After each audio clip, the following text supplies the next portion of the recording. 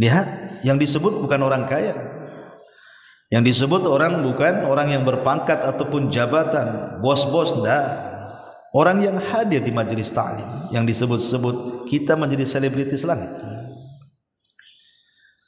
Makanya rugi kalau seandainya ada orang yang memiliki waktu, kemudian ada kesehatan, tidak ada banyak pekerjaan yang menyibukkan, kemudian ada undangan ke majelis ilmu kok tak datang, rugi sekali. Kalau paham hadis ini sebenarnya.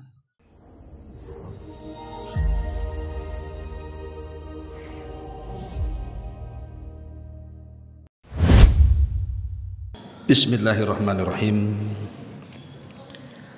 Assalamualaikum warahmatullahi wabarakatuh.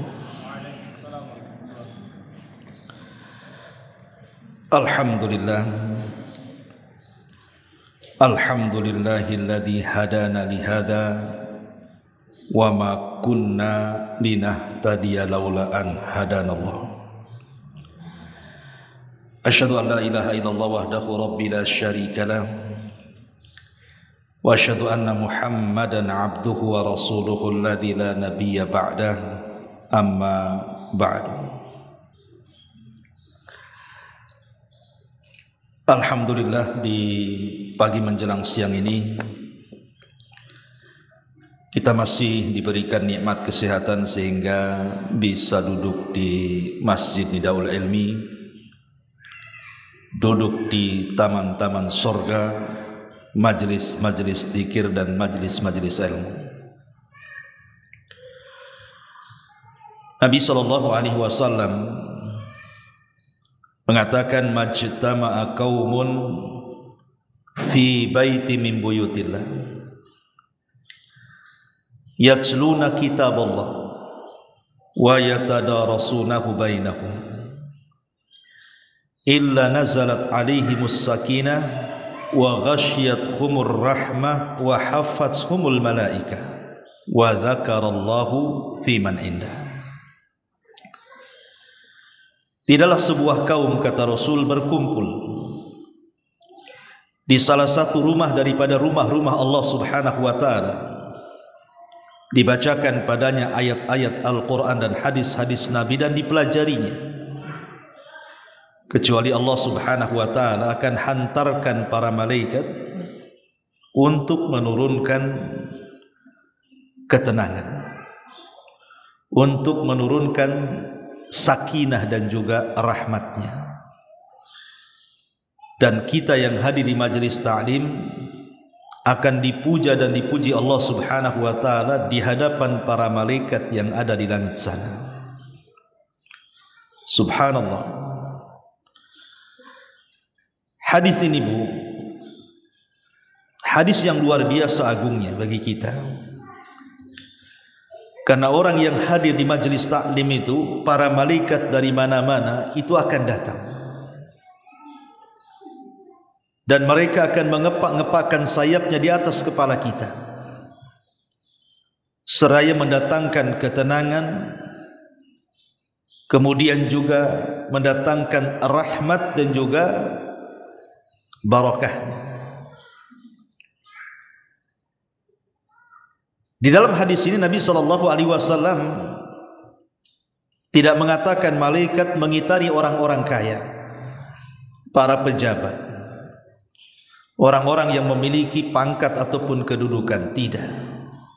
Tapi para malaikat akan berkumpul di orang-orang yang sedang duduk di majelis ilmu. Itulah keutamaannya. Tidak apa-apa kita tidak kaya, tidak punya pangkat ataupun jabatan, tetapi kita dikelilingi para malaikat yang mendoakan kita dan memintakan ampun akan dosa-dosa kita. Cukup sampai di sini? Tidak. Nama kita disebut lagi di langit. Nama ibu-ibu yang hadir di sini ini satu-satu oleh Allah disebut di hadapan para malaikat di langit sana. Hari ini Umi si Fulan ada di situ. Hari ini Umi si Fulan ada di situ. Itu didengarkan para malaikat dan malaikat memuji-muji ibu. Lihat, yang disebut bukan orang kaya. Yang disebut orang bukan orang yang berpangkat ataupun jabatan, bos-bos, enggak. Orang yang hadir di majelis ta'lim, yang disebut-sebut kita menjadi selebritis langit. Makanya rugi kalau seandainya ada orang yang memiliki waktu, kemudian ada kesehatan, tidak ada banyak pekerjaan yang menyibukkan, kemudian ada undangan ke majelis ilmu kok tak datang, rugi sekali. Kalau paham hadis ini sebenarnya, karena hanya semata-mata ibu datang dari rumah ke sini duduk saja, kemudian selesai mendengarkan pengajian ya kurang lebih 1 jam itu, kemudian ibu pulang, itu dosa ibu sudah diampuni itu. Kata Nabi SAW, "Qumu maghfuran lakum." Pergilah kalian, dosa kalian sudah diampuni dan Allah sudah ganti keburukan kalian dengan kebaikan, kata Rasul. Luar biasa, Bu ya. Duduk di majelis taklim itu luar biasa. Ustaz, tapi saya datang habis itu tidur pula, Ustaz. Pulang ditanya suami, Ustaz ngomong apa? Tak tahu. Tidur saya nyandar di tiang tadi. Enggak apa-apa. Tetap ibu dapat pahala. Pahala melangkahkan kaki ke masjid. Tapi kalau tidak tidur dan dapat ilmu, Bu, ibu dapat 2 pahala namanya. Pertama, pahala melangkah dari rumah ke majelis taklim. Kedua, pahala ilmu dapat, ibu dapat ilmu. Ma'asyiral muslimat yang dimuliakan Allah Azza wa Jalla, baik, kita akan bahas kesempatan pagi ini atau pagi menjelang siang ini satu hadis Nabi SAW. Hadis ini pendek, tapi syarat dengan makna. Karena hadis ini adalah hadis yang bisa memperbaiki hati yang rusak. Jadi kalau hati kita rusak, banyak penyakit, maka simaklah hadis ini baik-baik. Ini hadis yang luar biasa, walaupun pendek tapi luar biasa untuk membenahi hati-hati yang rusak. Hadis ini dikeluarkan oleh Imam Muslim pada nomor urut hadis ke-678 atau 6708. Hadis ini dari sahabat Abi Hurairah radhiyallahu anhu. Nabi SAW bersabda, "Innallaha la yanzuru ila suwarikum wa amwalikum walakin yanzuru ila qulubikum wa a'malikum." Sesungguhnya Allah Subhanahu wa taala tidak pernah memandang rupa-rupa kalian, juga tidak pernah memandang harta-harta kalian. Tetapi yang Allah pandang dari kalian itu adalah hati-hati kalian dan amal perbuatan kalian. Hadis ini dikeluarkan Imam Muslim. Subhanallah. Hadis ini pendek, tapi lihat kandungannya, luar biasa. Ma'asyiral muslimat yang dimuliakan Allah Subhanahu wa taala. Nabi SAW di sini memberikan arahan kepada kita. Ingat bahwa Allah tidak pernah memandang rupa kita, rupa saya, rupa ibu atau siapapun. Ibu mau hitam, kelam lagi, ibu mau putih, ibu mau matang, sawo matang, terbalik ya. Ibu mau pesek, mau mancung, mau tinggi, mau rendah, mau cacat, mau sehat, Allah tidak pandang itu. Mau orang merdeka, mau budak, Allah tidak pandang. Allah tidak pernah memandang rupa. Mau suku mana saja, mau kulit seperti apa saja, Allah tidak akan pandang. Dan Allah juga tidak memandang harta. Mau kaya sekali, mau punya perusahaan di mana-mana, mau punya uang miliaran di mana-mana, mau jadi big boss atau apalah namanya, punya jabatan, pangkat, kedudukan, dimuliakan di mata manusia, Allah tak pandang itu semua. Allah tidak memandang. Lalu apa yang jadi pandangan Allah kepada kita? Allah, Rasul SAW katakan, walakin yanzuru ila qulubikum wa a'malikum. Yang Allah pandang itu hati kita. Kemudian setelah hati, amalan kita. Ketika Nabi SAW mendahulukan hati, baru kemudian amalan, menunjukkan bahwa hati itu yang menentukan amalan. Sehebat apapun orang beramal, sholatnya, puasanya, zakatnya, hajinya, baca Qur'annya, zikirnya, silaturahimnya, sebutkan amalan-amalan badan. Serajin apapun orang itu, belum bisa mendapatkan predikat takwa. Sehebat apapun orang beramal dengan amalan badan itu, tidak bisa mengangkat kepada predikat takwa.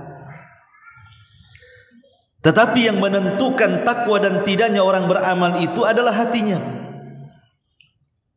Itulah yang kemudian Nabi SAW mengatakan, at-taqwa hahuna, takwa itu di sini, kemudian diisyaratkan ke hatinya.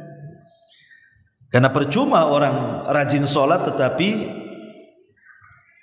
hatinya tidak untuk Allah Subhanahu wa ta'ala.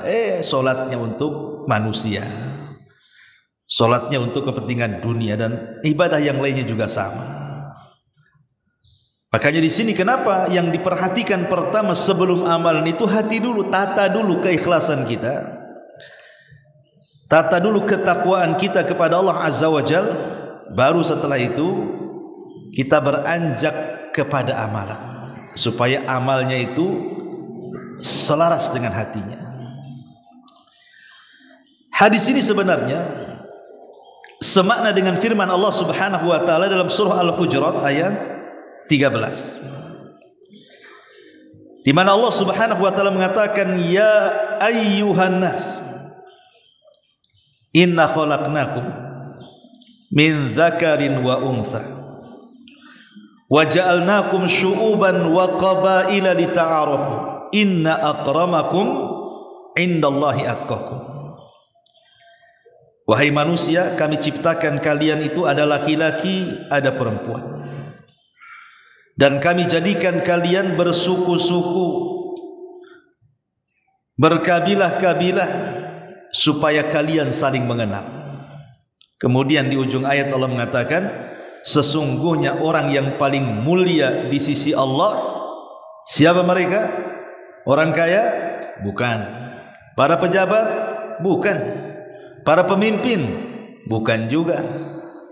Siapa orang yang paling mulia di sisi Allah? Allah katakan atqakum, orang yang paling bertakwa di antara kalian. Jadi tidak perlu kecil hati.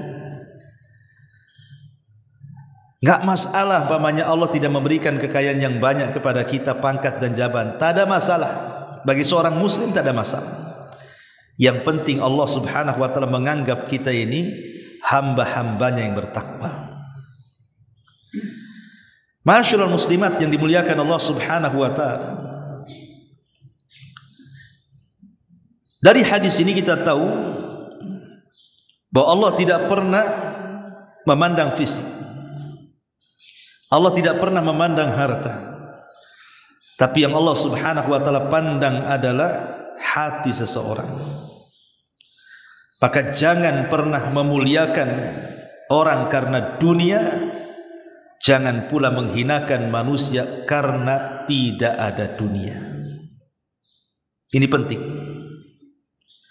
Ibu jangan memuliakan orang itu karena dunianya. Oh, karena dia kaya kita hormati, karena dia pejabat kita hormati lebih lagi. Ketika kemudian orang itu tidak punya kekayaan, langsung kita hinakan dia, karena dia di bawah kita, rendah orangnya. Tidak boleh. Tidak boleh sombong dan tidak boleh merendahkan. Di mata Allah semua sama. Anda mau kaya, Anda mau pejabat, Anda mau orang susah, Anda mau orang miskin, semua sama di hadapan Allah Subhanahu wa taala. Di zaman Nabi, Bu, ketika Nabi SAW berhasil membebaskan kota Mekah, betul-betul Mekah itu tunduk kepada Nabi dan para sahabat. Kepung tuh Mekah tuh. Sampai Allah Subhanahu wa taala firmankan dalam Al-Qur'an, "Idza ja'akum nasrullahi wal fath." Apabila datang kemenangan Allah dan pembukaan kota Mekah. Jadi semua orang-orang musyrik itu dikumpulkan, Bu. Kemudian Nabi memandang satu persatu orang-orang yang pernah menyakitinya. Tapi Nabi itu Nabiur Rahmah. Dia tidak menanamkan sifat dendam, tetapi dia berusaha untuk menebarkan kasih sayang. Apa kata Rasul? Idhabu fa antumut tulaqa. Pergi kalian semua, kalian sudah kubebaskan. Ada momen yang menarik ketika manusia berkumpul di sekitar Ka'bah. Ketika itu Nabi SAW hendak sholat di dalam Ka'bah.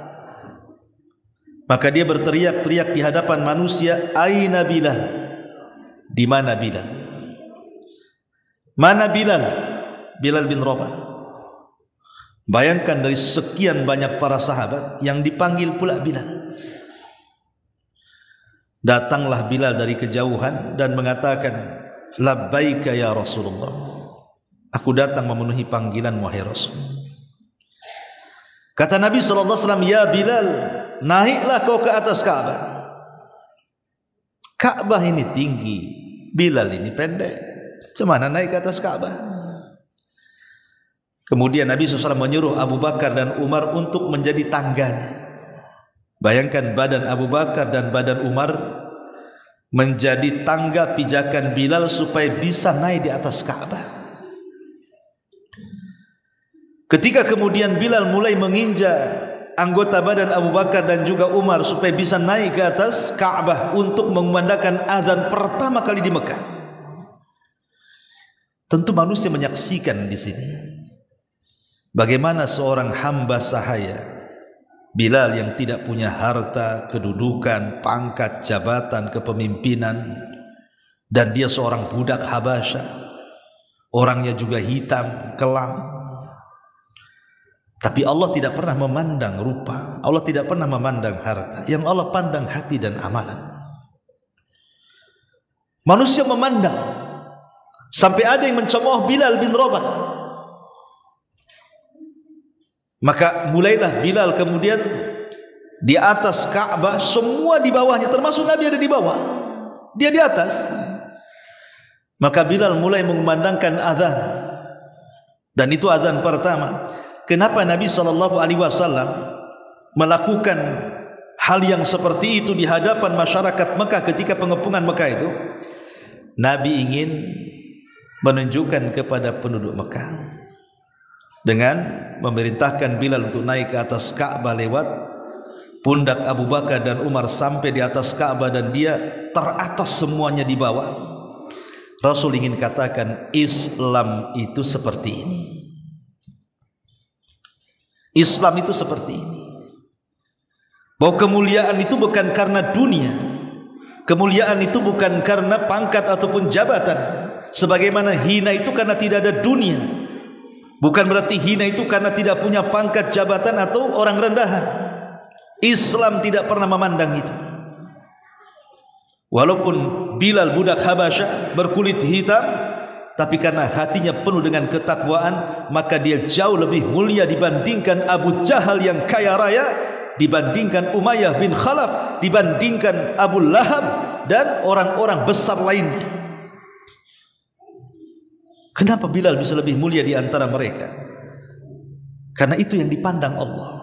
Allah hanya memandang hati, dan Allah hanya memandang amalan kita. Satu hari disebutkan dalam sebuah hadis yang dikeluarkan Imam Bukhari, seorang laki-laki lewat di hadapan Rasul. Maka beliau pun bertanya kepada para sahabatnya, "Bagaimana pendapat kalian tentang orang yang lewat itu?" Lah, kebetulan orang yang lewat itu orang kaya. yang punya jabatan dan kedudukan. Maka sahabat langsung mengatakan, hariyun in khataba an yunka wa in syafa'a an yushfa wa in qala an yustama. Kata para sahabat Rasul, orang itu bukan orang biasa yang lewat itu. Dia kalau meminang seorang wanita layak untuk diterima pinangannya. Kalau dia meminta perlindungan layak untuk dipenuhi perlindungannya. Kalau dia bicara layak untuk didengar kata-katanya. Kemudian Rasul terdiam. Selepas orang ini lewat, datang pula orang lain lewat. Yang lewat ini rupanya orang miskin, orang tak punya, tidak punya harta, tidak punya pangkat, tidak punya jabatan, orang rendah lewat. Kata Rasul kepada para sahabat, kalau yang itu macam mana pendapat kalian, katanya. Maka sahabat mengatakan, hariyun in khataba alla yunka wa in syafa'a alla yushaffa wa in qala alla yustama. Oh, kalau yang itu, kalau dia minang pasti ditolak Nabi. Ini orang miskin gitu. Ya, kalau minta bantuan tak layak dibantu tuh orang itu. Kalau dia ngomong siapa yang mendengar dia, katanya. Tapi lihat ujung hadis endingnya. Apa kata Rasul? Kata Nabi SAW, hadza khairun min mil'il ardi mithla hadza. Kemudian Rasul mengatakan di hadapan para sahabat, adapun orang yang kedua, yang miskin itu, yang kalian katakan kalau meminang tidak layak diterima pinangannya, yang kalau minta bantuan tidak layak dibantu, kalau ngomong tidak layak didengar, kata Rasul, sungguh orang ini lebih baik daripada seluruh kekayaan dunia yang seperti ini. Lihat, kenapa Nabi SAW, bukan berarti Rasul hendak membela orang miskin, tidak. Tapi Nabi SAW melihat orang yang kedua ini, walaupun dia miskin tapi hatinya bersih, amalannya baik. Kata Rasul, orang ini jauh lebih baik dibandingkan orang kaya. Bahkan kekayaan satu dunia tidak lebih baik daripada orang ini, kata Rasul. Lihat bagaimana Nabi SAW memberikan sebuah keterangan kepada kita bahwa tidak perlu sedih, tidak perlu gundah gulana, tidak perlu stres hanya gara-gara umpamanya ya tidak sekaya orang lain. Tapi jangan pula sudah miskin rusak pula hatinya. Nah, itu namanya jatuh ketimpa-timpa, bukan ketimpa tangga, itu ketimpa-timpa. Karena orang miskin sombong itu lebih besar dosanya dibandingkan orang kaya sombong. Ibu dah miskin sombong, miskin kok sombong, itu lebih besar dosanya daripada orang kaya sombong. Kenapa orang kaya sombong lebih rendah dosanya dibandingkan orang miskin sombong? Karena orang kaya itu sombong wajar, ada yang disombongkan. Orang kaya sombong wajar, dia punya kekayaan, sombonglah dengan kekayaannya. Loh, orang miskin sombong, apa yang mau disombongkan? Mau moto di depan mobil orang, selfie, ini mobil saya katanya. Atau nengok ada rumah bagus, selfie di depan rumah orang. Mana ceritanya? Ya, walaupun Allah tidak memberikan kekayaan seperti orang-orang kaya itu, tidak apa-apa, yang penting ibu kaya hati. Ibu kaya hati, bersih hati, amalan juga baik, itu kita lebih baik di hadapan Allah dibandingkan mereka. Karena Allah tidak pernah melihat fisik dan kekayaan, Allah hanya melihat hati. Ma'asyiral muslimat yang dimuliakan Allah Subhanahu wa ta'ala, tapi jangan pula dijadikan dalil hadis ini. Kan Nabi mengatakan Allah tidak memandang fisik, Allah tidak memandang harta, yang Allah pandang hati. Berarti kan yang penting hatinya baik, Ustaz. Akhirnya dijadikan dalil orang-orang yang dinasehati untuk melakukan syariat tidak mau melaksanakan, kemudian berdalil dengan apa? Yang penting kan hatinya, Ustaz. Kan Rasul yang mengatakan Allah yang memandang hatinya. Kenapa ukhti tak pakai jilbab?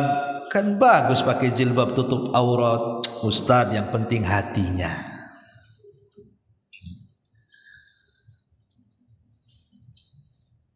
Kalau bisa itu ya sholatlah. Kan yang penting hatinya Ustaz. Banyak orang sholat itu jelek hatinya katanya. Lah itu pula dia. Latihanlah puasa. Yang penting hatinya itu puasa Senin Kamis tuh. Itu kalau ghibah itu 3 jam tuh. Bukan begitu. Sebab orang yang bicara seperti ini hakikatnya hatinya kotor. Kenapa? Satu, orang yang mengucapkan yang penting hatinya itu seolah-olah hati dia itu bersih, hati orang itu tak bersih. Ya kan Bu, kalau dia ngomong gitu, seolah-olah dia mengatakan hati saya bersih, hati orang itu tak bersih, jatuhnya suudon. Karena kalau kita katakan itu tengok tuh ahwat-ahwat tuh kan bagus, udah pakai pakaian syar'i. Cobalah kamu juga sama. Belum tentu hati dia baik katanya. Pakaian casing-casingnya aja itu yang baik. Hatinya tak baik tuh katanya. Kok tahu? Ya kemarin ngerumpi-ngerumpi juga orang tuh katanya. Jadi itu kan sodon kan. Ya, masih bagus aku katanya, walaupun tak pakai ini, tak pakai itu, tapi hatiku kan bersih gitu. Nah kan seolah-olah apa Bu? Seolah-olah hati dia bersih, hati orang pula kotor. Nah, itu kan sudon namanya. Tidak boleh. Dia seolah-olah merasa dirinya paling bersih hatinya. Sementara Allah mengatakan fala tuzakku anfusakum. Jangan kalian mentazkiyah, merasa bersih diri. Orang lain itu kotor. Tidak boleh. Ya. Kemudian alasan yang kedua kenapa salah ucapan tersebut, karena ucapan tersebut ini berarti cukup bersihnya hati itu sudah cukup, tidak perlu pakai amal lagi. Yang penting bersih hati, amalan itu nomor 2. Nggak bisa. Iman itu definisinya adalah pembenaran dengan hati, pengucapan dengan lisan, diamalkan lewat perbuatan. Itu iman namanya. Itu kesatuan tuh. Nggak bisa dipisah-pisah. Karena kalau hatinya bersih, pasti amalannya bersih. Kalau hatinya kotor, ya amalannya kotor jadinya kan. Jadi Allah itu bukan menghisab hati saja, perbuatan pun Allah hisab. Maka tidak bisa dipisahkan antara hati dan perbuatan. Ma'asyiral muslimat yang dimuliakan Allah Azza wa Jalla. Al-Imam Ibnul Qayyim rahimahullahu ta'ala mengatakan ada 5 perkara yang merupakan perusak hati. Jauhi 5 perkara ini.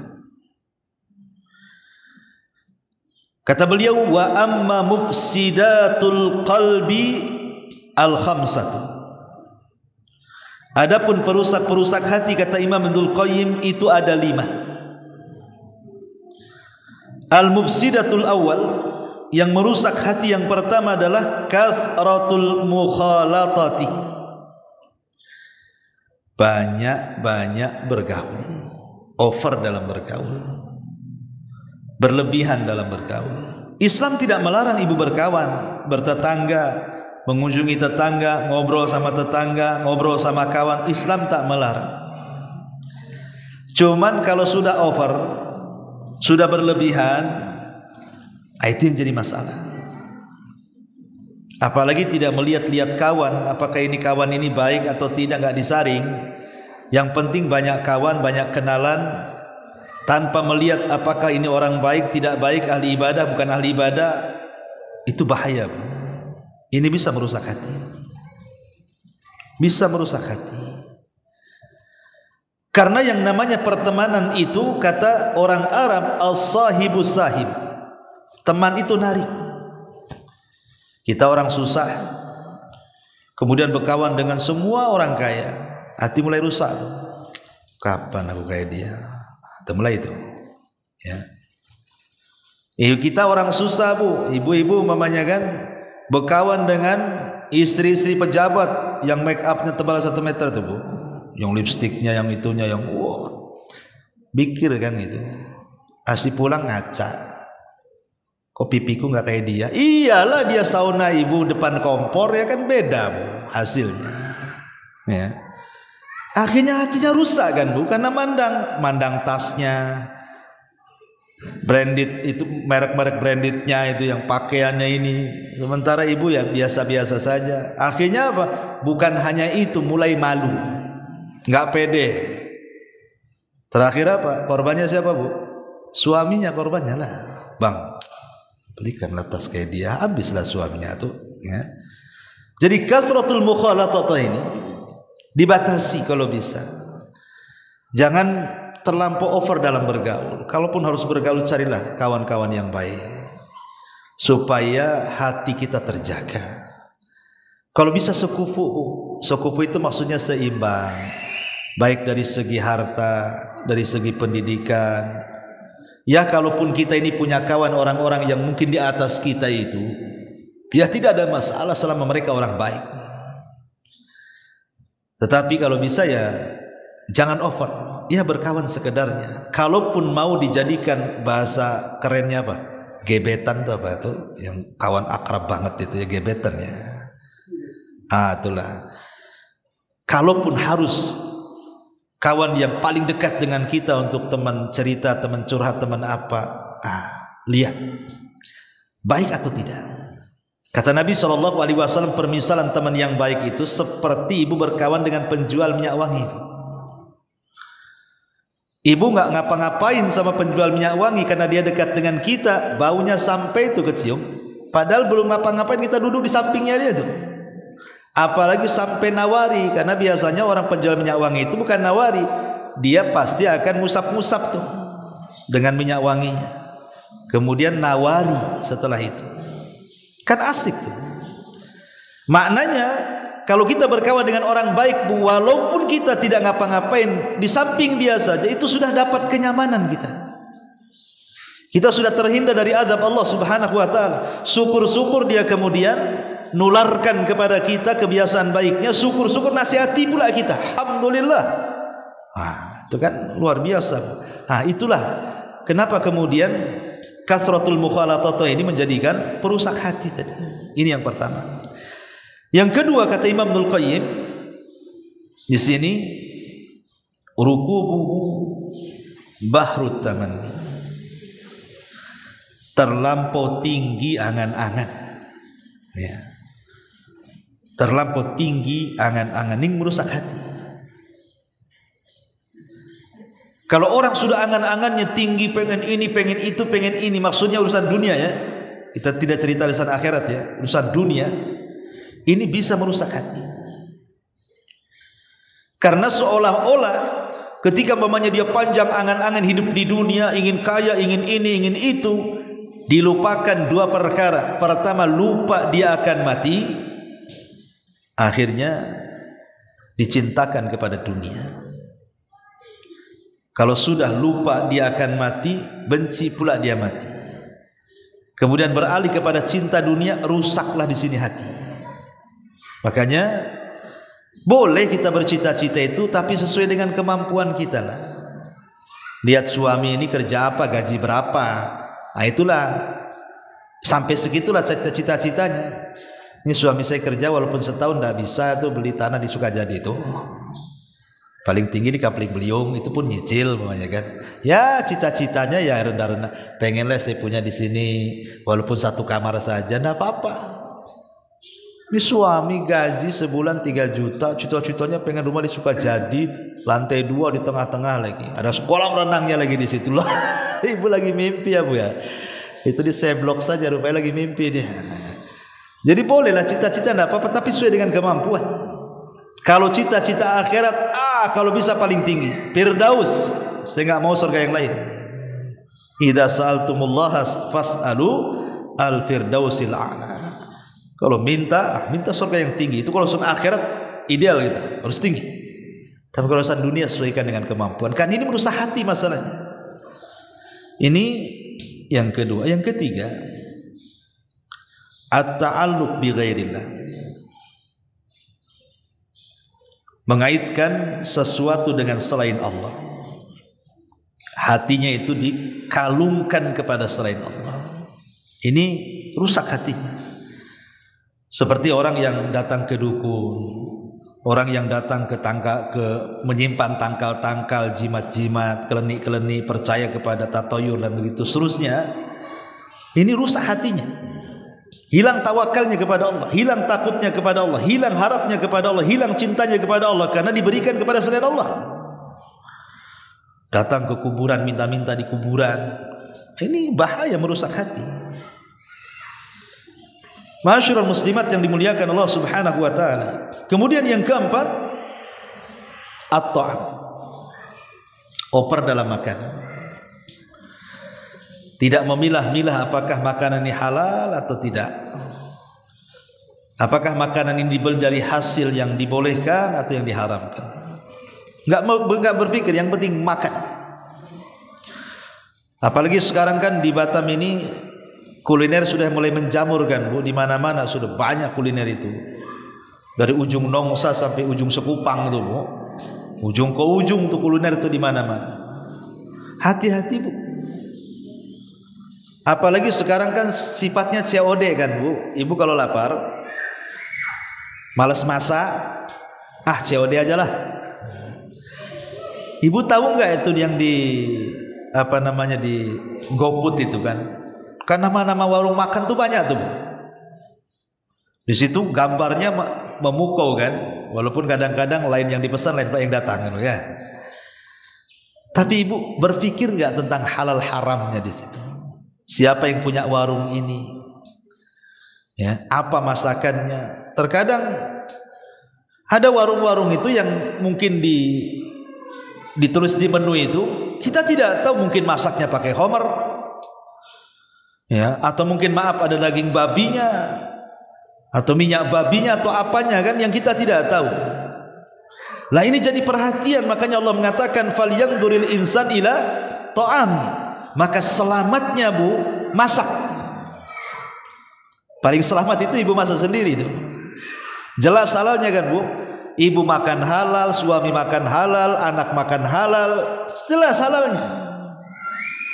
Tapi kalau COD ini kalau kita tak paham-paham, ada entah di mana-mana kan, entah warung siapa, apalagi namanya ibu nggak apa, ini nama apa, ini perlu nih, kayaknya aneh namanya, perlu coba nih. Kita nggak tahu istilah-istilah pula kadang-kadang, entah bahasa Mandarin pula di situ kan, entah bahasa Korea, entah bahasa India, entah bahasa apa, apalagi makanan-makanan yang aneh-aneh itu tidak tahu. Maka sebaiknya hati-hati supaya jangan terjerumus kepada makanan syubhat yang mengantarkan ke yang haram. Pastikan halalnya dulu, ya, pastikan kehalalannya itu. Biasanya kan di situ kalau saya kadang lihat di GoFood itu kan, ini halal. Kalau sudah ada tulisan halal, alhamdulillah. Berarti kita bisa jadikan patokan kata-kata dia makanan yang halal.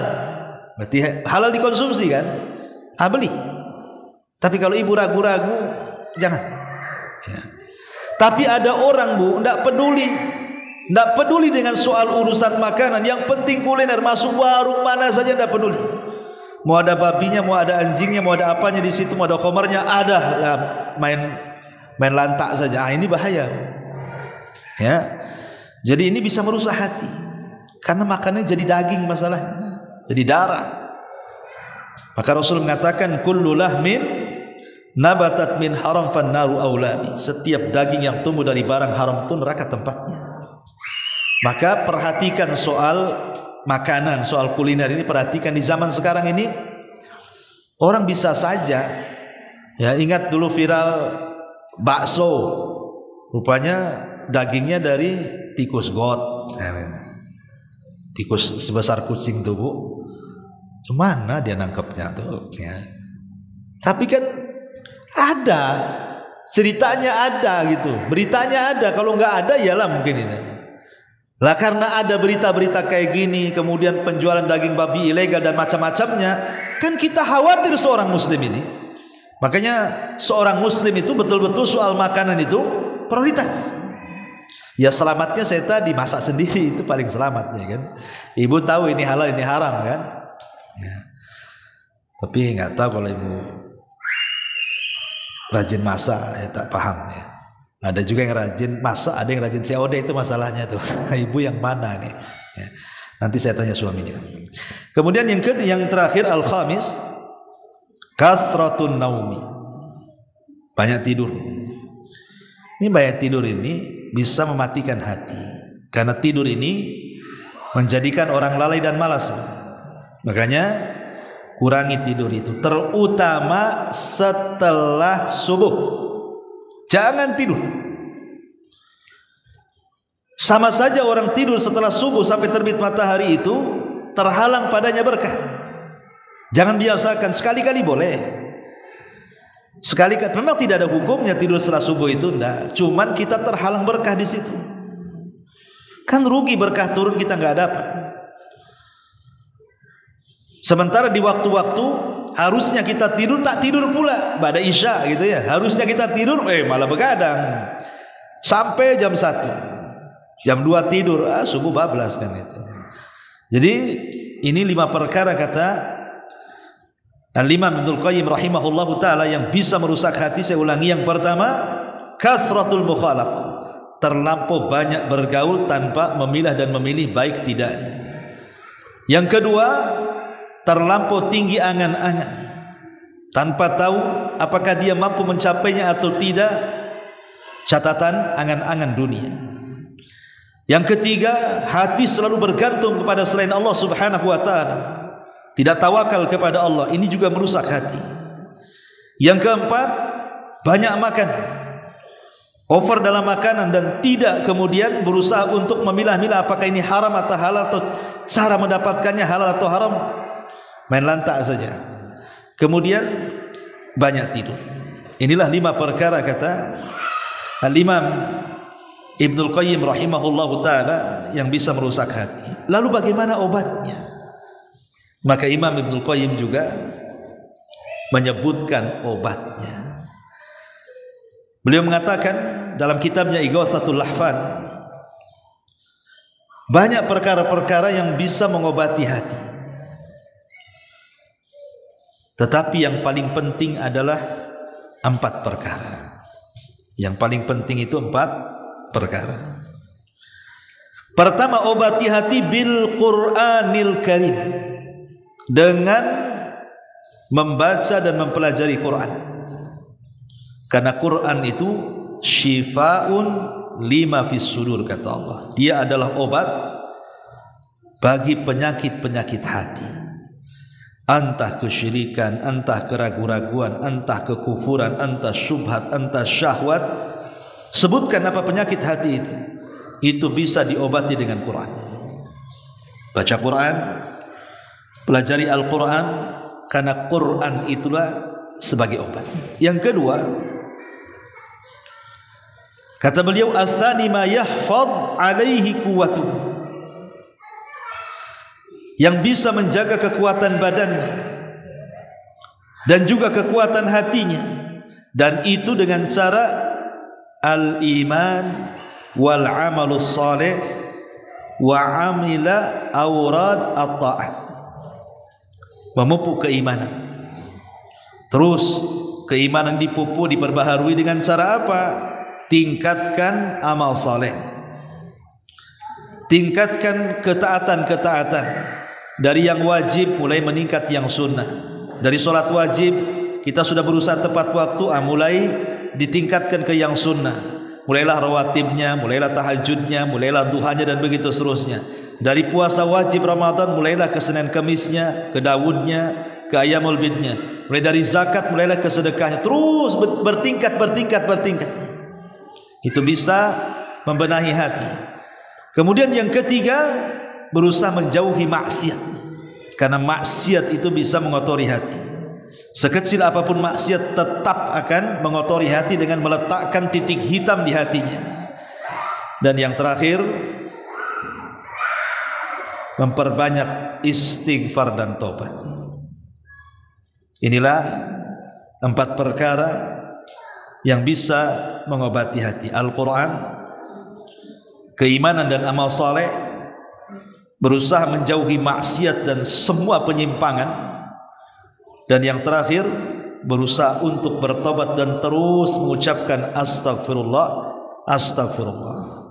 Maka dengan 4 perkara ini, kata Imam Al-Qayyim rahimahullahu ta'ala, inilah anfa'u ilajil qalbi, paling bermanfaatnya obat untuk menyembuhkan penyakit hati.